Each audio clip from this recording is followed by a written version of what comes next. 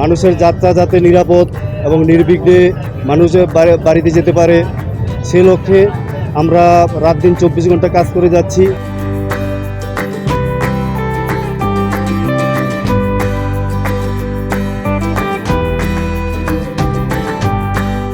Positive যেটা মনে হলো যে জ্যাম নাই, পুলিশ খুব তৎপর ছিল। আমি ধন্যবাদ জানাতে চাই তাদেরকে। আসলে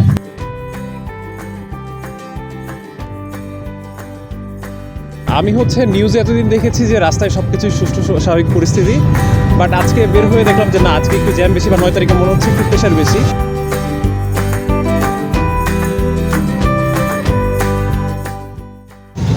সার্বিক পরিস্থিতি যদি বলেন তাহলে আমি সায়দাবাদ ব্রিজের উপরে ফ্লাইওভারের উপরে যখন আমি আর হানি ফ্লাইওভারের উপরে উঠছি তখন আমার কাছে বেশ যথেষ্ট জাম মনে হয়েছে, এবং ওখান থেকে যখন আমি পার করে আসতে পারছি তারপরে এসে তো এখন এখানে মাওঘাটেও তো ব্যাপক জাম। মাঝে দিয়ে একটা জায়গায় পড়ছে, তা মোটামুটি বলা যায় ঈদের সময় সেই হিসাবে।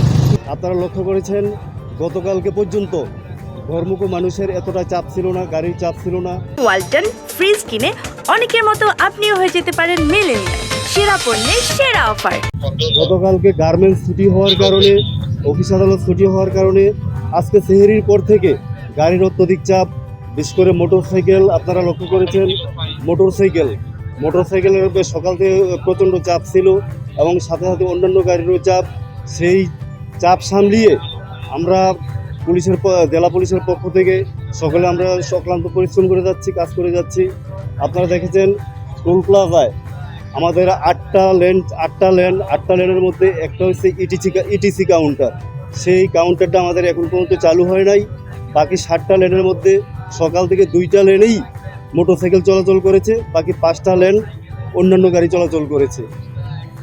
যেহেতু বড় গাড়ির চাপ কিছুক্ষণ আগে পর্যন্ত বেড়ে গেছে, তাই আমরা সেতু কর্তৃপক্ষের সাথে কথা বলে যাতে জ্যামটা কিছুটা কমানো যায়, গাড়ির চাপ কমানো যায়, সে লক্ষ্যে আমরা মোটরসাইকেলের একটা লেন বন্ধ করে দিয়ে 6টা লেনে এখানে আমরা বড় গাড়ি চলাচলের ব্যবস্থা করে দিয়েছি।